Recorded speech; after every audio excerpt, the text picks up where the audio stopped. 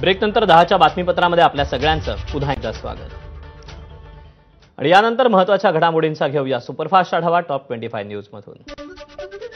मनोज जरांगे यांच्या विरोधात चंद्रपुरात ओबीसी समाजाचं तीव्र आंदोलन। भाजपच्या ओबीसी सेल प्रदेश उपाध्यक्ष अशोक जीवतोडे यांच्या नेतृत्वात आंदोलन। मनोज जरांगेंविरोधात जोरदार घोषणाबाजी। गणेशोत्सव काळात परीक्षा न घेण्याचं राज्य सरकारचं सर्व बोर्डांना आवाहन। गणेशोत्सव हा राज्य महोत्सव म्हणून घोषित केल्यानंतर सरकारची शिक्षण बोर्डांना विनंती। नालासोपाऱ्यात इंस्टाग्रामवर प्रेयसीला अश्लील मेसेज पाठवल्याच्या रागातून मित्रांकडून तरुणाची मॉब लिचिंग करून हत्या। प्रतीक वाघे असं 24 वर्ष मृत तरुणाचं नाव। गणेशोत्सव आणि आगामी सणांच्या पार्श्वभूमीवर धुळे जिल्हा पोलीस दल ॲक्शन मोडवर।